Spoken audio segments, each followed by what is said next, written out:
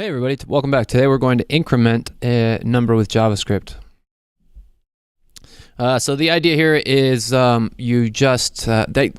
is just a shorthand way of incrementing a number. So if you were to do this, say I is equal to 10, and you do this, then that makes it so I is equal to 11.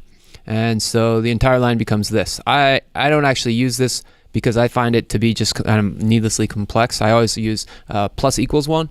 But it doesn't matter at all. So so what they're asking us to do here is just to change the variable, my variable. We want to make it from 87 to 88. And so the way to do that with this context is you just do plus plus. We run the test and that should work. Now I want to give you some more context for this. Let's say we make this like 5. Let's make it 5. So now we know 5 is going to render out to 6. If I console.log my var, you'll see it comes out to 6. So my var is equal to 5, and then it's incremented here, and then we console log it down here, it's equal to 6. What happens if we do this, say, 4 more times? So 5 altogether. 1, 2, 3, 4. This should render out to 10, right? So what we're doing is just as we're running through the program reads the program like this. It starts off at 5, and then it goes 6, 7, 8, 9, 10. We could even test that too. Say you wanted to make sure that you wanted to know that. You could throw the console.log in each time,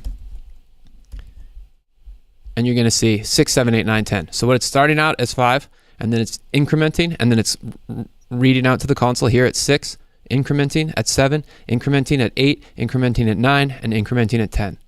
And so that gives you sort of an idea for how it works out. Now these tests are probably not going to pass just because we increment the value. Let's test that. So I'm getting rid of all that and I'm running the test. See, it says it doesn't like that because what it says is my var at the end of this should equal 88. So if we put it here at 87 and then we use the plus plus operation and we do not change the code above the line.